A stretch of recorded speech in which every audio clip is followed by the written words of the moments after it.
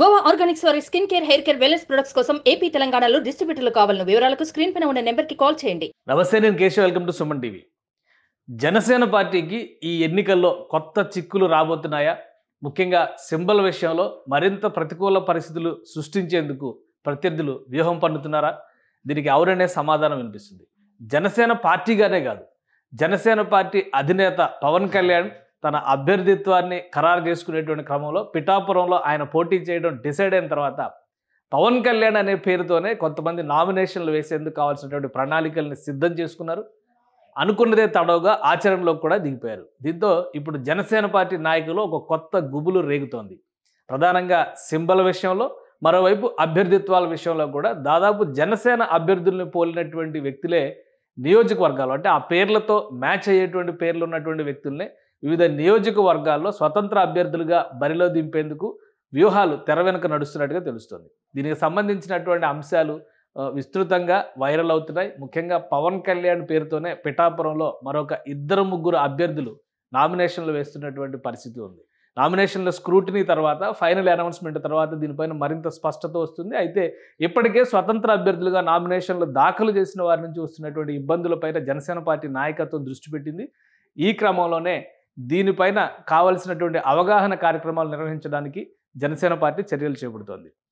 ఈ అంశాలేంటి, దీనికి సంబంధించినటువంటి విశ్లేషణ ఒకసారి చూద్దాం. జనసేన పార్టీకి సంబంధించినటువంటి అభ్యర్థిత్వాల విషయంలో ఒక చర్చ నడుస్తుంది. ప్రధానంగా పిఠాపురం నియోజకవర్గంలో జరుగుతున్నటువంటి పరిణామాలు, ఆ క్రమంలోనే ఒక 3 పేర్లు ప్రముఖంగా వినిపిస్తున్నాయి. కొణిదెల పవన్ కళ్యాణ్ ఆల్రెడీ ఆయన నామినేషన్ దాఖలు చేశారు. గాజు గ్లాసు గుర్తుపైన పవన్ కళ్యాణ్ పోటీ చేస్తారు. ఎందుకంటే ఆ symbol election commission of India Janasena పార్టీకి కేటాయించింది కాబట్టి. ఇదే క్రమంలో పిఠాపురంలో రాబోయేటువంటి నామినేషన్స్ దాఖలైనటువంటి కొన్ని పేర్లను బట్టి కనుక పరిశీలనలోకి చూస్తే కనుక బ్యాలెట్ పేపర్ ఏ విధంగా ఉండబోతుంది అనేటువంటి నమూనా బ్యాలెట్ పేపర్ ఒకటి వైరల్ అవుతుంది. పవన్ కళ్యాణ్ పేరు 6వ నంబర్లో ఉంటే కొణిదెల పవన్ కళ్యాణ్, ఇది గ్లాస్ సింబల్, అంటే ఇది జనసేన పార్టీకి సంబంధించినటువంటి సింబల్.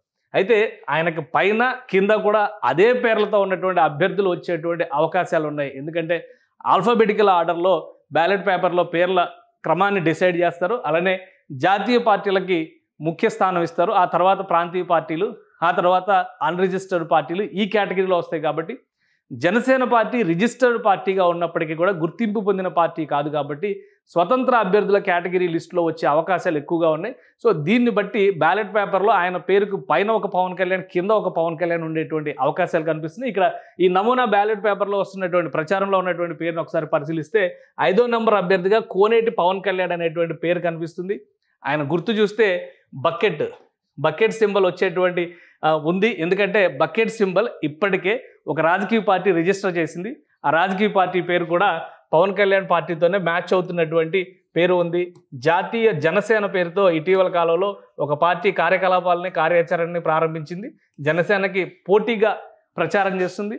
అలానే చిరంజీవి ఇమేజ్ను ఉపయోగించుకొని కూడా ప్రచారం చేసుకున్నటువంటి సందర్భాలను చూస్తున్నాం. సోషల్ మీడియాలో దీనికి సంబంధించినటువంటి ఇమేజెస్ కానీ, వీడియోస్ కానీ వైరల్ అవుతూ వస్తున్నటువంటి పరిస్థితి ఉంది. సో పవన్ కళ్యాణ్ని పిఠాపురం నియోజకవర్గంలో ముఖ్యంగా నిరక్షరాస్యులు, కొంతమంది అవగాహన లేకుండా తొందరపాటుగా ఓటు వేసేటువంటి వాళ్ళని కన్ఫ్యూజన్కి గురి చేసేటువంటి ఒక ఎత్తుగడగా దీన్ని జనసేన పార్టీ నాయకులు చెప్తున్నారు. సో అదే క్రమంలో ఈ జాతీయ జనసేన పార్టీ తన అభ్యర్థిని కోనేటి పవన్ కళ్యాణ్ అనేటువంటి వ్యక్తిని పిఠాపురం నియోజకవర్గంలో నిలబెడుతున్నట్టుగా ఒక సమాచారం ఉంది.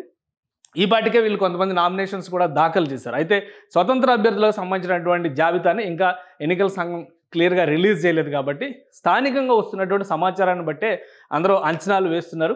ఎందుకంటే మొత్తంగా 175 అసెంబ్లీ స్థానాలకు గాను ఆంధ్రప్రదేశ్లో 3300 పైచిలకు నామినేషన్లు దాఖలైనాయి. ప్రధాన పార్టీలతో పాటు స్వతంత్ర అభ్యర్థుల జాబితాలను కూడా మనం డిసైడ్ చేశాం. సో ఇవన్నీ కూడా 25వ తేదీ నామినేషన్లు పూర్తవుతుంది. నామినేషన్ల ప్రక్రియ పూర్తయిన తర్వాత ఒకరోజు స్క్రూటినీ చేస్తారు. ఆ స్క్రూటినీ కంప్లీట్ అయిన తర్వాత దీనికి సంబంధించినటువంటి వివరాలు, ఎందుకంటే విత్డ్రా చేసుకోవడానికి కూడా 2 రోజుల సమయం ఉంది.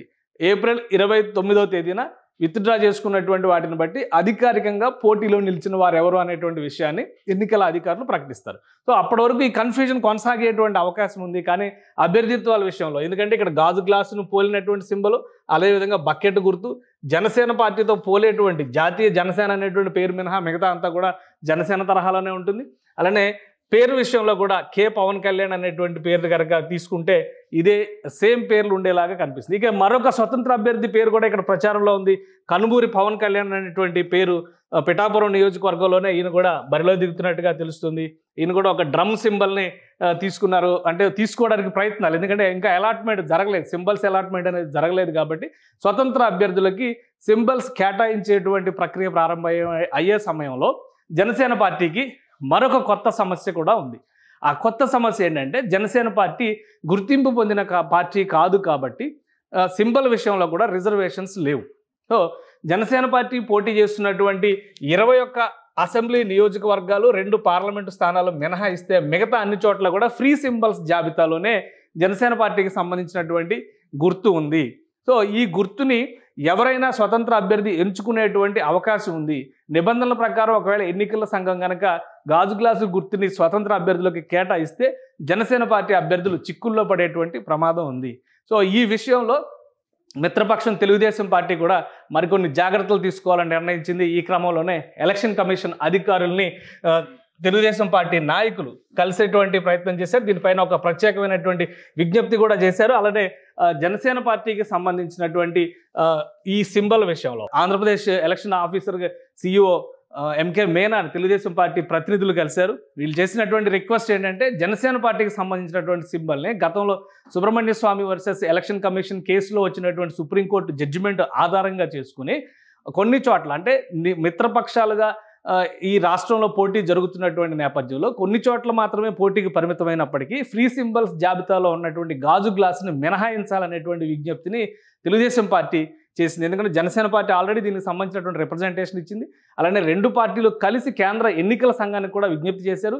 ఇప్పుడు తాజాగా రాష్ట్ర ఎన్నికల సంఘానికి జనసేన పార్టీ అభ్యర్థులు ఈ జనసేన పార్టీకి సంబంధించినటువంటి సింబల్ విషయంలో ఒక స్పష్టత ఇవ్వాలి, అలానే స్వతంత్ర అభ్యర్థులకు ఎవరికి కేటాయించకూడదు అనేటువంటి విజ్ఞప్తి చేస్తూ తెలుగుదేశం పార్టీ ప్రతినిధులు ఒక లేఖను అందించారు. ఈ సమస్య అంతా ఎందుకు వచ్చిందంటే ఒక అంశాన్ని మనం పరిశీలించి చూస్తే, so Telugu Desam party Jana Sena party మిత్రపక్షంగా కూటమికి ఇబ్బంది కలగకూడదు అనేటువంటి ఉద్దేశం. ఎందుకంటే జనసేన పార్టీ 21 నియోజకవర్గాల్లో మాత్రమే పోటీ చేస్తున్న అసెంబ్లీ స్థానాలకు సంబంధించి 2 పార్లమెంట్ స్థానాలకు సంబంధించినటువంటి బరిలో మాత్రమే జనసేన పార్టీ పోటీలో నిలుస్తున్నటువంటి పరిస్థితి. సార్ మిగతా చోట్ల కనుక ఈ సీట్లు కనుక ఈ టికెట్ కనుక సింబల్ కనుక కేటాయిస్తే ఆయా ప్రాంతాల్లో జనసేన నుంచి తెలుగుదేశం కావచ్చు, బీజేపీ కావచ్చు, మిత్రపక్షాల అభ్యర్థులు ఎవరైతే ఉన్నారో వాళ్ళకి ట్రాన్స్ఫర్ కావాల్సినటువంటి ఓటు స్వతంత్ర అభ్యర్థులకు బదిలీ అయితే కనుక కూటమికి పెద్ద ఎదురు దెబ్బ తగులుతున్నటువంటి ఆందోళన తెలుగుదేశం పార్టీలో ఉంది. ఈ క్రమంలోనే ఈ లెటర్ని ఎలక్షన్ కమిషన్కి అందజేసింది. దీంతో పాటు అసలు ఈ సమస్య ఎందుకు వచ్చింది అనేటువంటి విషయాన్ని మనం ఒకసారి పరిశీలించి చూస్తే కనుక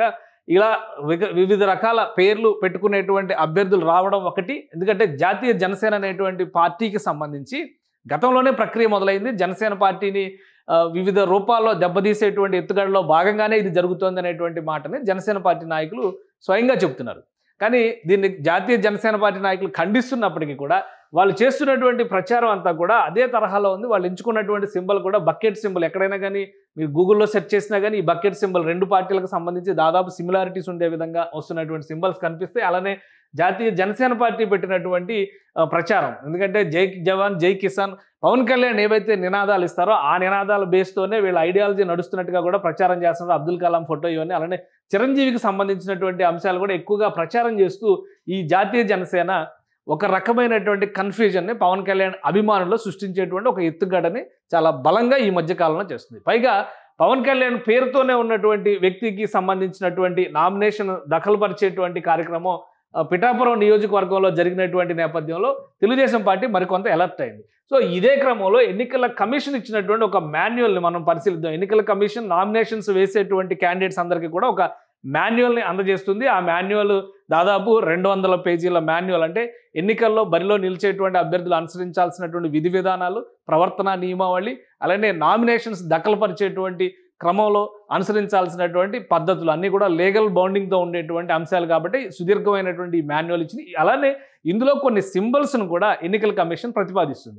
ఆ సింబల్స్లో నుంచి ఏ సింబల్ అయినా కానీ స్వతంత్ర అభ్యర్థులు ఎంచుకోవడానికి అవకాశం ఉంటుంది. సో అలాంటి సింబల్స్ జాబితాలో ప్రస్తుతం జనసేన పార్టీ రాష్ట్రంలో బలమైనటువంటి పార్టీగా ఉన్నప్పటికీ కూడా సాధారణంగా ఏంటంటే కనీసం 4 ఎమ్మెల్యేలు గెలిచి ఉంటే జనసేన పార్టీకి 2019 ఎన్నికల్లో అలానే సింబల్ రిజర్వ్ అయి ఉండేది. అలానే గుర్తింపు పొందినటువంటి పార్టీల జాబితాలోకి ఈ జనసేన పార్టీ వెళ్ళుండేది. అది జరగలేదు కాబట్టి సింబల్ రిజర్వ్ కాలేదు. రిజిస్టర్డ్ పార్టీగానే జనసేన పార్టీ మిగిలిపోయింది. రికగ్నైజ్డ్ పార్టీగా కాలేదు. అలానే రికగ్నైజ్డ్ పార్టీ లేదా రీజనల్ పార్టీ ఆ హోదా దక్కించుకునేటువంటి అవకాశాన్ని జనసేన పార్టీ కోల్పోయింది. సో ఈ సమస్య వల్లనే సింబల్స్ జాబితాలో ఇప్పటికీ గాజు గ్లాస్ గుర్తుని ఫ్రీ సింబల్స్ జాబితాలోనే జనసేన పార్టీకి సంబంధించినటువంటి గుర్తు. ఎందుకంటే జనసేన పార్టీ ఈ గుర్తుని ఎంచుకుంది.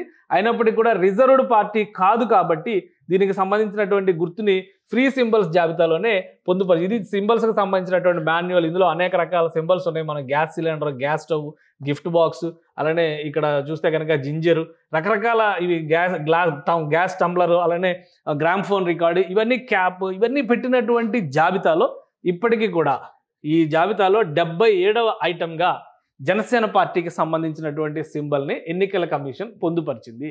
అలానే కొన్ని సింబల్స్ మనం చూస్తే యాపిల్, అంటే కొన్ని జీవులు, ఇదివరకు జీవులను కూడా యానిమల్స్ని వాటిని కూడా పెట్టినటువంటి పరిస్థితులు ఉండే. అయితే ఎన్నికల ప్రచారంలో వాటికి ఇబ్బందులు అవుతుంది కాబట్టి అలాంటివన్నీ తీసేసి హ్యూమన్స్, యానిమల్స్ లాంటి ఇవన్నీ కూడా పరిహరించి కొన్ని ఈ వస్తువులకు సంబంధించినటువంటి సింబల్స్నే ఎన్నికల కమిషన్ పొందుపరిచింది. సో అదే క్రమంలో ఫ్రీ సింబల్స్ జాబితాలో ఈ గాజు గ్లాస్ గుర్తు కూడా ఉంది. అందుకనే ఇప్పుడు తెలుగుదేశం పార్టీ ఎలర్ట్ అయింది. మిత్రపక్షాల గుండెల్లో దడపుట్టిస్తున్నటువంటి పరిస్థితి ఉంది. అన్నిటికీ మించి జనసేన పార్టీ అధినేత పోటీ చేస్తున్నటువంటి నియోజకవర్గంలోనే పవన్ కళ్యాణ్ అనే పేరుతోనే ఒక రకమైనటువంటి ఈ డూప్స్ క్రియేట్ అవుతున్నటువంటి పరిస్థితి ఉన్నాయి. మనం డీప్ ఫేక్లు అని చెప్పని సోషల్ మీడియాలో ఎలా అయితే ఇప్పుడు చూస్తున్నామో, ఎలక్షన్లో డీప్ ఫేక్లుగా మారిపోతున్నటువంటి ఎత్తుగడలు ప్రత్యర్థుల్ని చిత్తు చేసేటువంటి క్రమంలో ప్రతివ్యూహాలుగా అమలు చేస్తున్నటువంటి ప్రయత్నం జరుగుతోంది.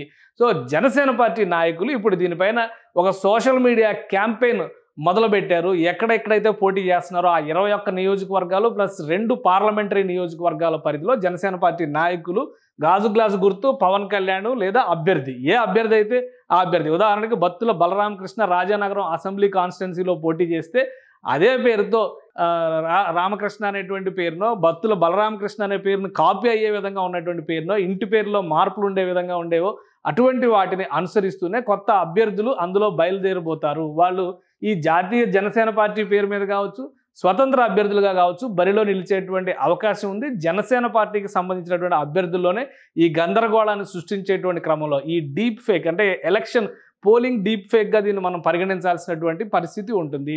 ఈ ఎలక్షన్ డీప్ ఫేక్ పాల్పడేటువంటి అవకాశం ఉంది కాబట్టి జనసేన పార్టీ కార్యకర్తలు, అభిమానులు, ఓటర్లు ప్రధానంగా ఈ విషయంలో అలర్ట్ అయి ఉండాలనేటువంటి విజ్ఞప్తిని జనసేన పార్టీ నాయకులు సోషల్ మీడియా క్యాంపెయిన్ ద్వారా మొదలుపెట్టారు. సో ఏం జరుగుతుందో చూడాలి. ఇది జనసేనకు మాత్రమే పరిమితం అవుతుందా లేదా ఇతర రాజకీయ పార్టీలకు కూడా? ఎందుకంటే 2014 ఎలక్షన్స్ సమయంలో ఒక గందరగోళమైనటువంటి పరిస్థితి ఏర్పడింది. వైఎస్ఆర్సీపీ జెండాను పోలిన విధంగా విశ్వశాంతి పార్టీ పేరుతో కేఏ పాల్ రంగంలో దిగినటువంటి పరిస్థితి. సో ఇదంతా కూడా ఒక కన్ఫ్యూజన్ క్రియేట్ చేసిందని అప్పట్లో ఒక అభిప్రాయం వచ్చింది. ఇప్పుడు తాజాగా జనసేన పార్టీని, జనసేన అభ్యర్థుల్ని టార్గెట్ చేస్తూ జాతీయ జనసేన అనేటువంటి ఒక పార్టీ తెరపైకి వచ్చింది. రేపు సింబల్ విషయంలో కూడా కొన్ని సిమిలారిటీస్ ఉన్నాయి.